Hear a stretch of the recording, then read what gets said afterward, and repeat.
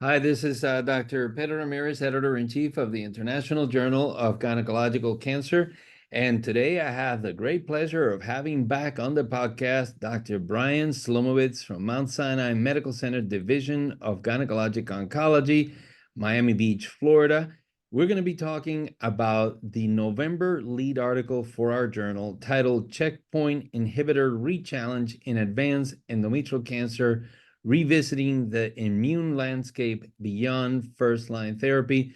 Brian, it's great to see you. Always a pleasure speaking with you. Again, thank you so much for submitting this really great article to our journal, and congratulations to you and the co-authors for publishing this really important information. So thank you again, and thank you for accepting our invitation.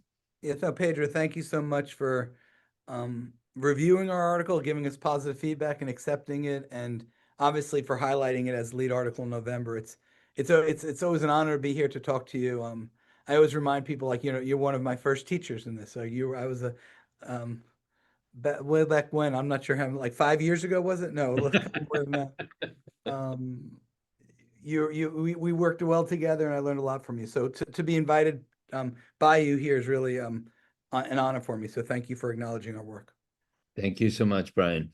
So lots of questions that we want to cover, and we'll get started right away. So you wrote this review along with your co-authors to address an important topic: how to manage patients after immune checkpoint inhibitors. Why did you think this was a relevant topic at this time? Thank you for that. So, the treatment for endometrial cancer in the first line changed tremendously. March in 2023 at the SGO meeting in the afternoon, Ramez Eskander and Mansour Mirza, one after the other, presented the Ruby trial, Mansour Mirza, and GY018 or Keynote 868, that was Ramez Eskander, immediately released on New England Journal. And from that point forward, we put in the first line management of this disease, immunotherapy.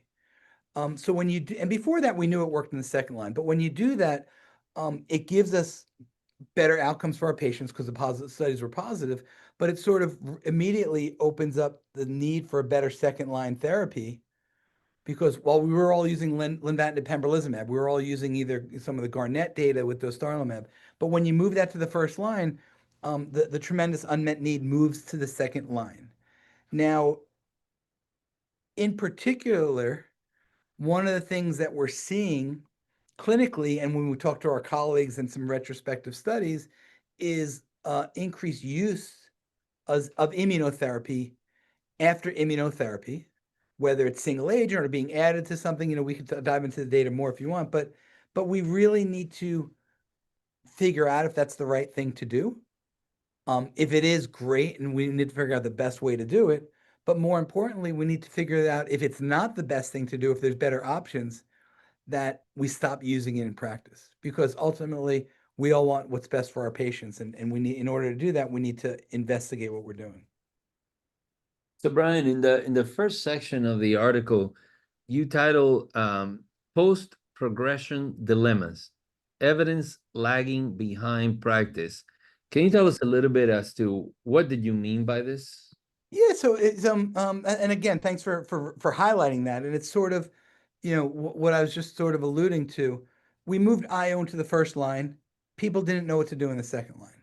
A typical example is you have a patient on the Ruby regimen, carboplatin, paclitaxel, dostarlimab.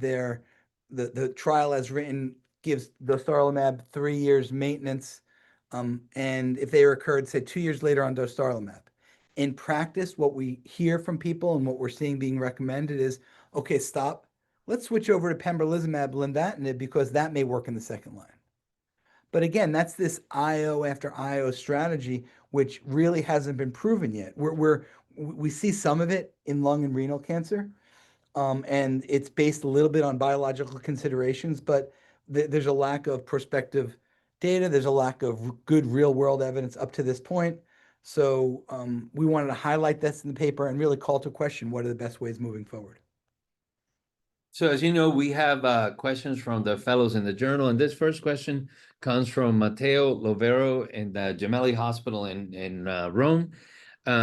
He's asking what mechanisms most plausibly drive the benefit of a rechallenge therapy? Great. Well, that's a great question. That's sort of diving right into it, the science here, which is, it's great. I love talking about it because when we try to really figure out the answers here, we need to understand the sciences, and the translational work. So it's probably multiple factors, right? So first of all, there can be genetic changes such as something called B2M and JAK or JAK1/2 mutations. There may be an immunosuppressive microenvironment that's driven by VEGF upregulation. There may be an infiltration by regulatory T cells and myeloid-derived suppressor cells, and they may all play a role into this resistance. In addition, there may be something called biologic differences. We know we're spending a lot of time looking at MLH1 mutations, whether it's caused by methylation or whether it could be caused by, for example, Lynch syndrome-related DMR non-methylation. There's some early evidence to say that the methylated ones are less of a response, less immunogenic to checkpoint therapy than the ones that are Lynch-like. And there's also a high subclonal neoantigen burden, which that too can sort of hinder the T cell recognition. These may explain why rechallenge may be effective in certain patients, but maybe the rechallenge, highlighted by these biologic mechanisms, may need to be with a VEGF blockade, maybe need to be with a PARP inhibitor. It may need to be like dual checkpoint blockade. These things may what we call like modify the microenvironment, and restore that sensitivity that we're seeing. But that was a great question. So this next question comes from Mitzi Villagra in Spain. And she says, you talked about GY018 and the Ruby trials. What do you think are the main reasons for disease progression for frontline chemotherapy plus immunotherapy in advanced or recurrent endometrial cancer?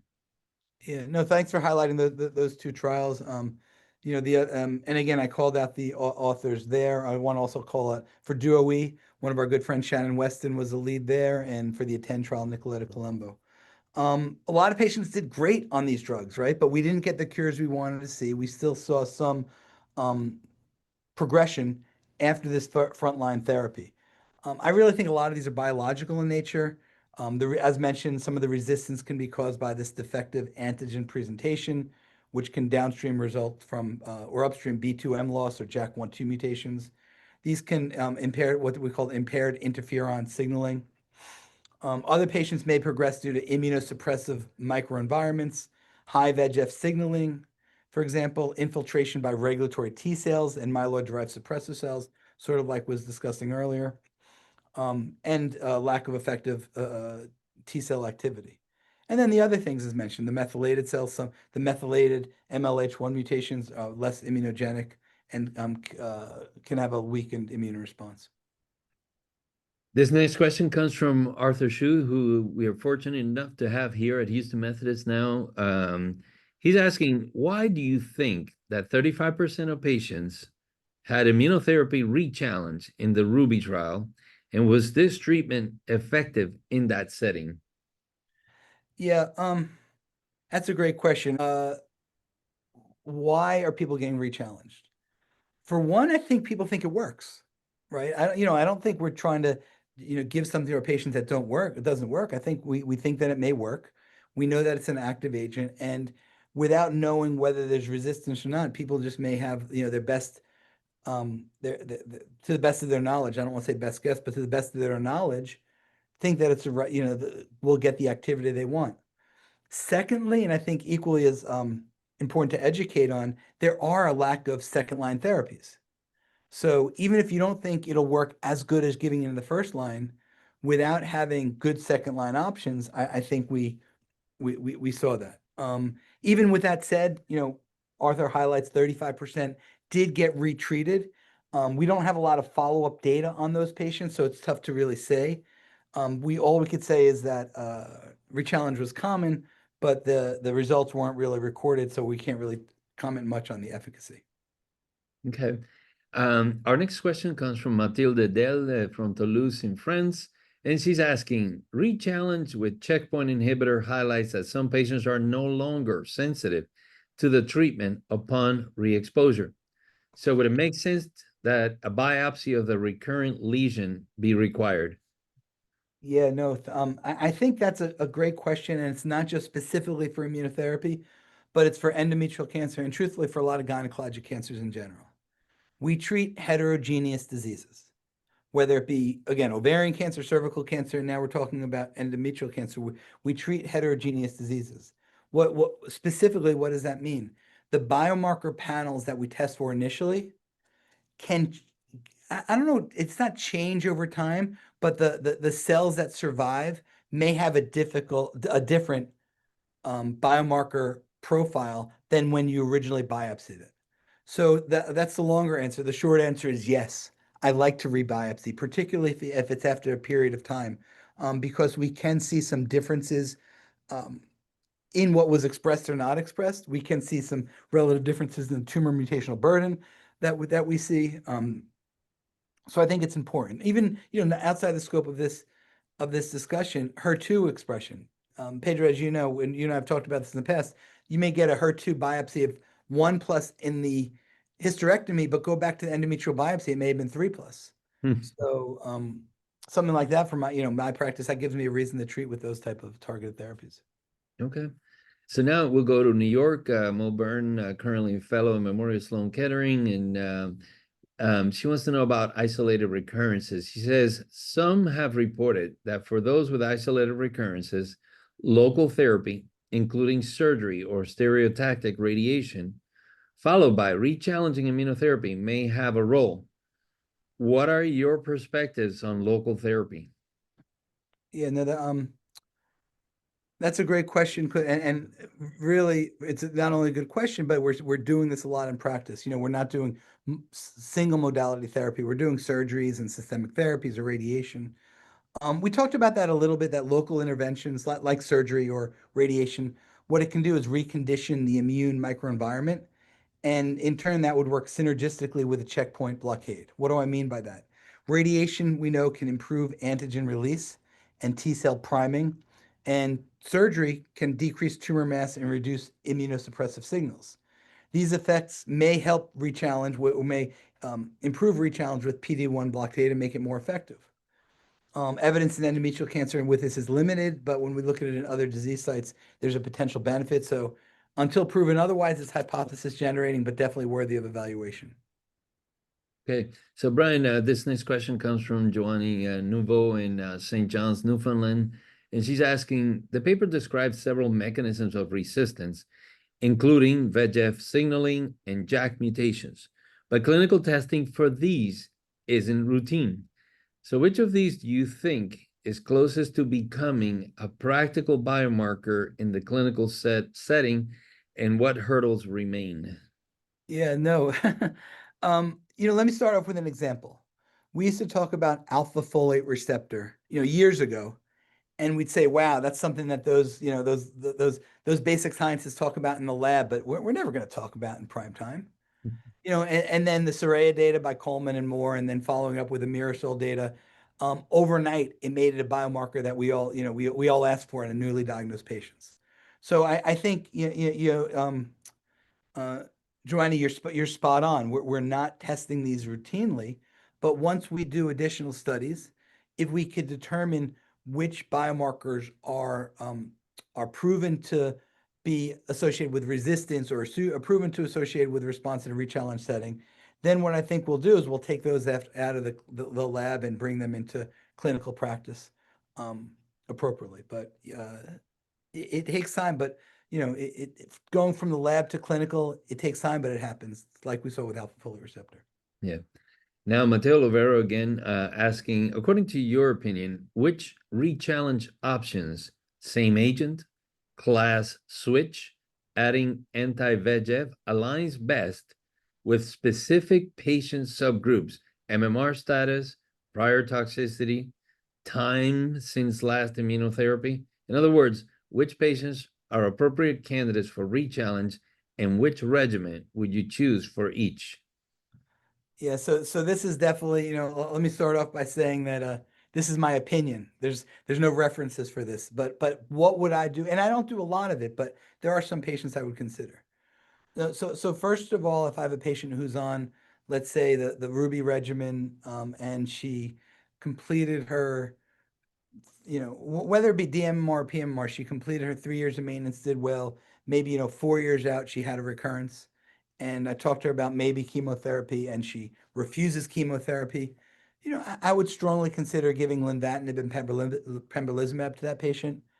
One, the patient probably got the benefit from the checkpoint inhibitor, and secondly, we know there's some synergy there with pembrolizumab, as Vicky Macker showed in 775. So I think that's one example of adding on a therapy.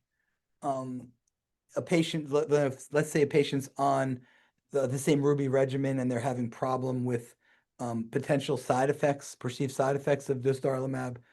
I would consider then maybe changing that patient over to pembrolizumab or durvalumab. I don't consider that rechallenging, but it's sort of a switch therapy.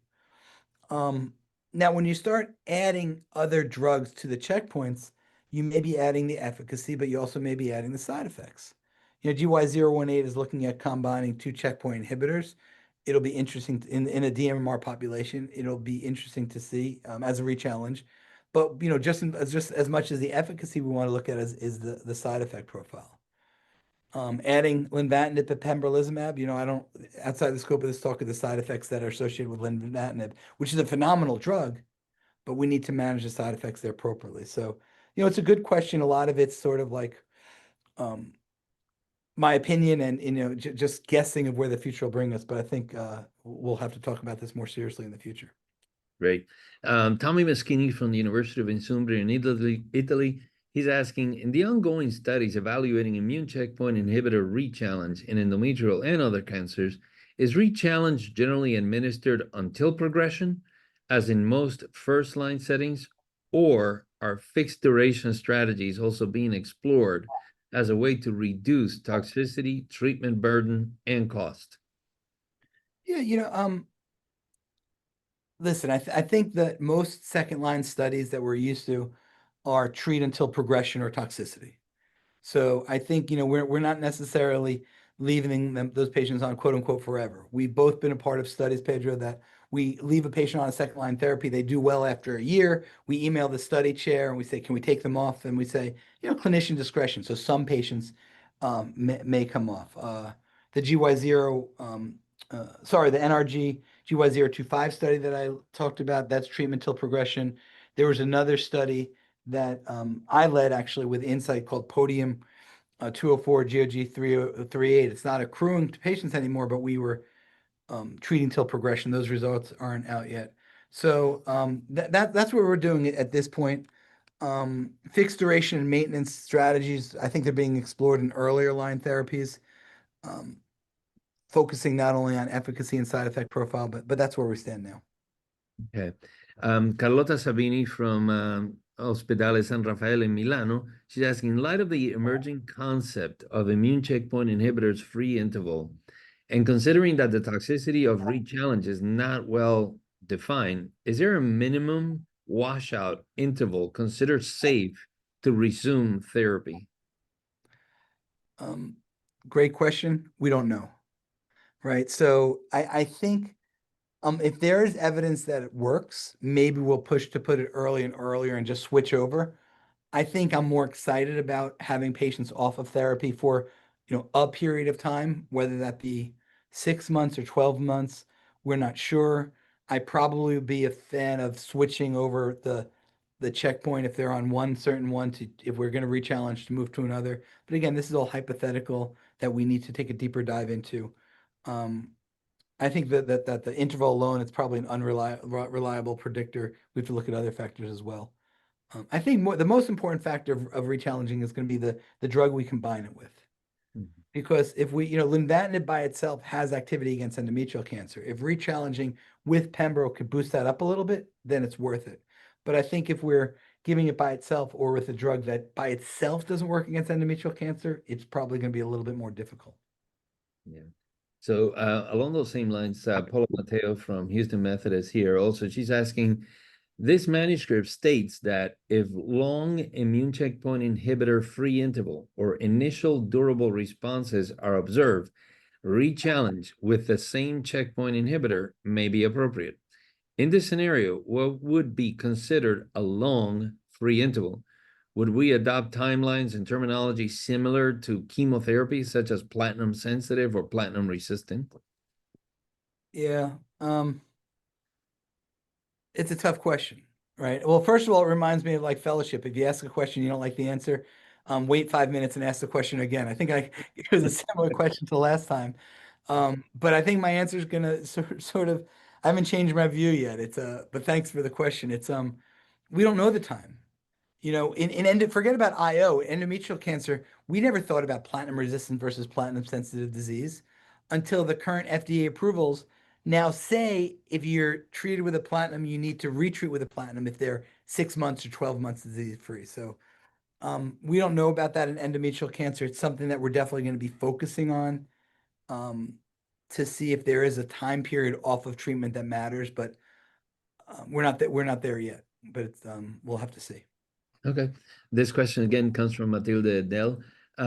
She's asking, numerous early phase clinical trials are currently investigating WRN helicase inhibitors.